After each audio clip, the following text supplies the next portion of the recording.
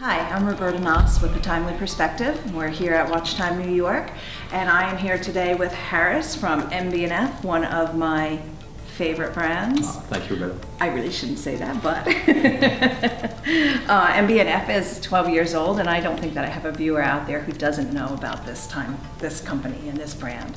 But why don't you tell us a little bit more about MB&F? Well, as you said, 12 years. 12 years already. It's very young, and I guess for an independent brand, it's still something.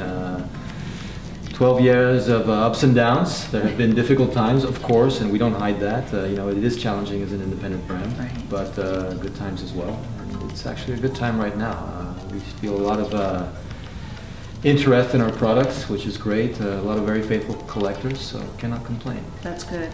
Everything that you do, you work with MB&F is Max Busser and friends. Yep. So we work with, you work with, I'm part of you now.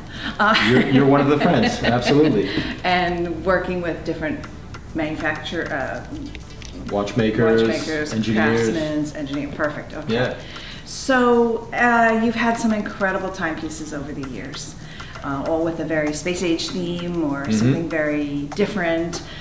Before we get to the watch you brought here, tell me about this watch you're wearing on your wrist. The Legacy Machine #1, yeah, which was a bit of a surprise at the time. You're right. We started with the space age stuff, the rockets, the spaceships, the UFOs for the wrists, sports cars, and so on. And then after a while, we launched this piece. Your first round piece. The first round piece, a much more classic piece.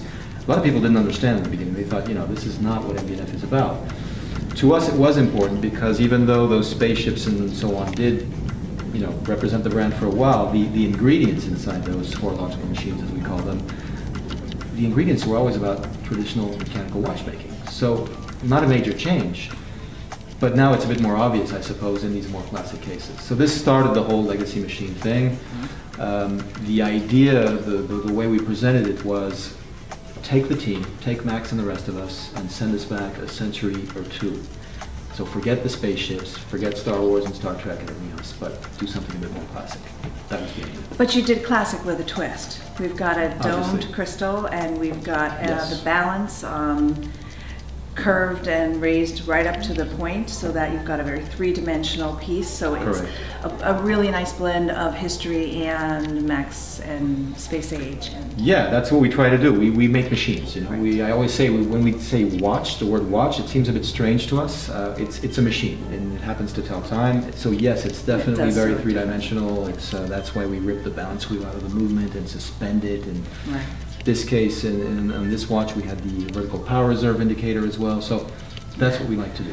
This was the machine that you put the raising power reserve alien. Exactly. Oh, one of my favorite watches. Yes, a real alien it's called, on the watch. Exactly. So tell me, now we have this Legacy Machine Split Escapement, which is a very, very complex movement, and what you've done here is very different. So I'm going to let you explain it.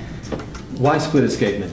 It's exactly not what you would learn at watchmaking school. Watchmaking school would tell you, make a small balance wheel, make it beat very fast, you know, maybe 4 hertz or 5 hertz or more, and keep those pieces as close together as possible. Because when you say distance in watchmaking, you say potential error, and so on and so on. So we're doing exactly the opposite here. We're making big balance wheels, because we love to see the balance wheel. We make them beat at a very slow rate, 2.5 hertz, so you can actually see the heartbeat, you know, the spiral and everything, contracting, expanding, and so on. And in this case, we're actually splitting the escapement in 2 different parts. You have the balance wheel on its own, in its purest form, on top, and the rest of the escapement on the other side of the movement underneath. So it's not what you would do conventionally. And to make this, you had to build a very long escapement shaft or arbor, exactly, yes. Big challenge. On computer, of course, on paper, it made sense, but then we had to find a friend who would actually make this 12-millimeter long shaft. We're talking microns in terms of tolerances, and several guys turned us down, said, sorry, we cannot guarantee that type of precision. One company did actually meet the challenge.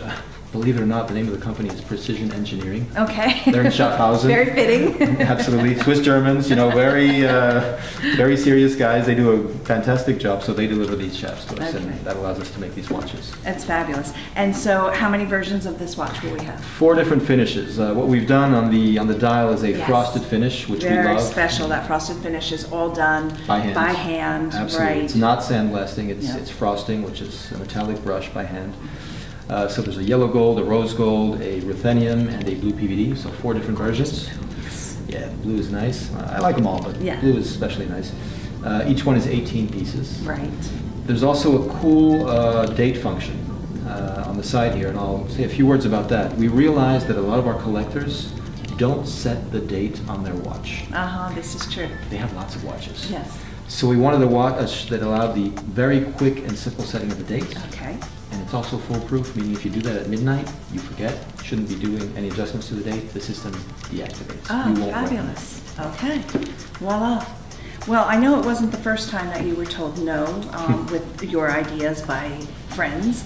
I'm happy to see this because I think it's just a really wonderful technical piece. What does it retail for? $79,000 US. Okay. All right. Well, thank you so much for being here. I really appreciate your showing us the watch and taking the time. My pleasure. And I hope to see you again. Sure.